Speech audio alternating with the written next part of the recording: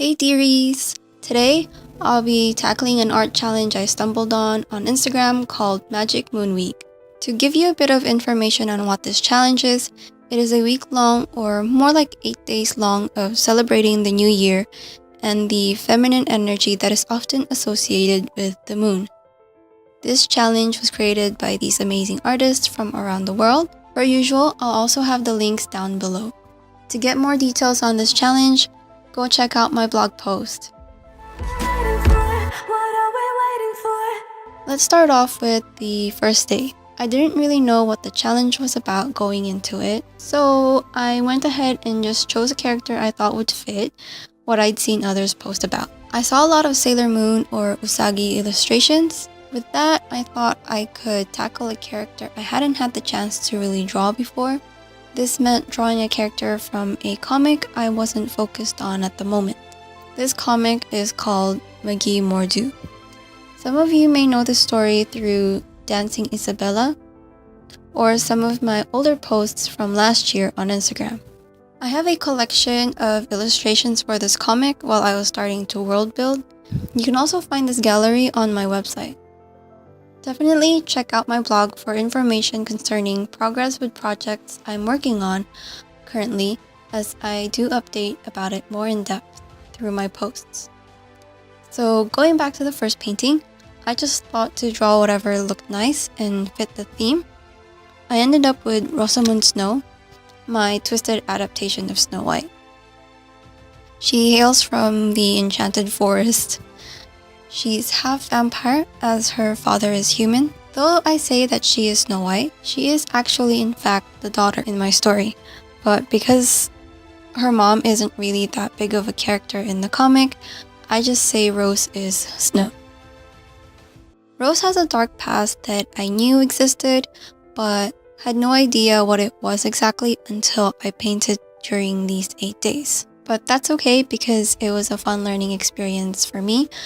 And it's always so fun to learn about the characters as you go along with creating the story. This first painting is based off of the 5th phase of the moon, the full moon. And here I depict her as this girl who's pretty much got things figured out.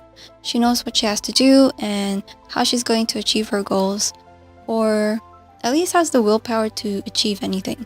This was the longest painting out of the bunch because I just had no idea where exactly I was heading. It wasn't until I finished it that I realized the sort of theme I wanted to do. A theme within the theme, really. In the simplest way I can describe the series of paintings is the equivalent of the 8 phases of the moon. Except I didn't start with a new moon. The series can be interpreted or read starting from this first painting or starting with the new moon. I think either order reads a very accurate portrayal of Rose's life. Now I got this feeling that haunts me, as real as the blood running through my veins. Now you're living right here inside me, and I'm just trying to... Transitioning to the second painting, it's a completely different Rose. Here she's broken and lost. She's got long hair and wears a dress that's not really made for long journeys. For this, I wanted to show the past Rose before the war that breaks out in her homeland, and before she goes on a journey. On my Instagram post, I say, she loved once someone so different from herself and found out how even the worst of pains she would come to outlive. This is to foreshadow or more like hint on a love interest that she'll often remember during her travel. And I also wanted to make clear that here is a girl who will live multiple lifetimes, enough to harden her heart. I think it's an important detail about her because when we meet her in the story, or how I at least am thinking it should go, she's hundreds if not thousands years old. She's someone with a lot of wisdom and a very logical way of living. And so for the third piece, we see another transition from the girl who was hurt badly to a girl who's moving on. Things you say, even if the curse drops and the daydream stops, we might just give it one more shot, or just end it on the spot. Is this the final call? As we're stuck in a crowded ticket hall. Is this the final call? Tell me, what are we waiting for? What are we waiting for? What are we waiting for?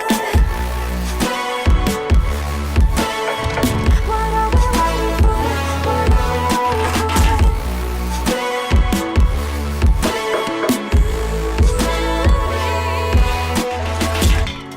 I was turning blind with emotion.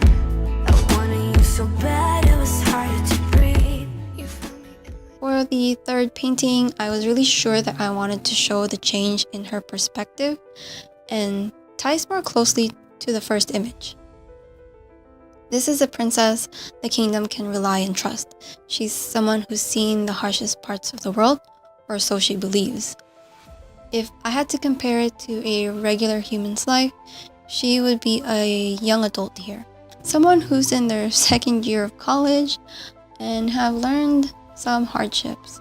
Young adults think and believe they've seen a lot of life at this point and will try to act accordingly in response. And maybe this is me almost at my 30s commenting on how I used to be. But this again will change, as most people will change as time passes. Darkest moment you got inside my head, now you just won't leave. Even if the curtain drops and the daydream stops, we might just give it one more shot. Tell me, should we board the flight? Is this the final call? As we're stuck in a crowded ticket hall. Is this the final call? Tell me, what are we waiting for? What are we waiting for? What are we waiting for? What are we waiting for? We can do something or fall into nothing. I know I'm decided, but it's up to you. Different directions, different connections. I am going nowhere, but it's up to you. Is this the final call? As we're stuck in a crowded ticket hall. Is this the final call? Tell me, what are we waiting for? What are we waiting for? What are we waiting for? What are we waiting for?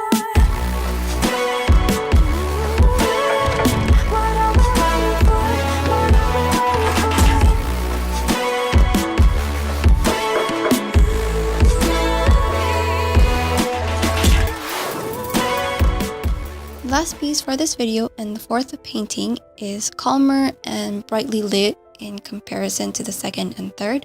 Here I wanted to show that this person has truly been able to move on from the past that held her back from living a better life. Despite this personal progress, there is still war in her world, and therefore I wanted to give off this soulless sort of feeling, so I sat her on the moon. On Instagram, this painting is accompanied by the words, "She watched from afar, loved and soulless, and yearned for the life her mother once told her would be possible to have. One day, Rosamund will chase the stars because of her mother's words."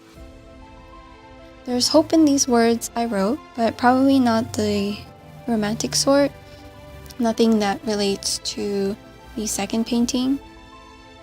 The stars that Rosamund will chase is actually the main character, Lira Apolina. More about that on the next video.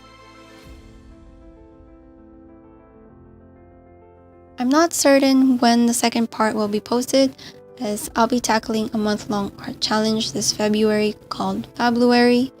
Fabluary is an art challenge that was influenced by Folktale Week. It's focused on fairy tales, folk tales, and all that good stuff. I'm collaborating with Chris Illustration on Instagram on this. You can know more about this challenge on my Instagram. I'll have posted one already by the time this video is up. The prompt list would have been buried by Magic Moon Week.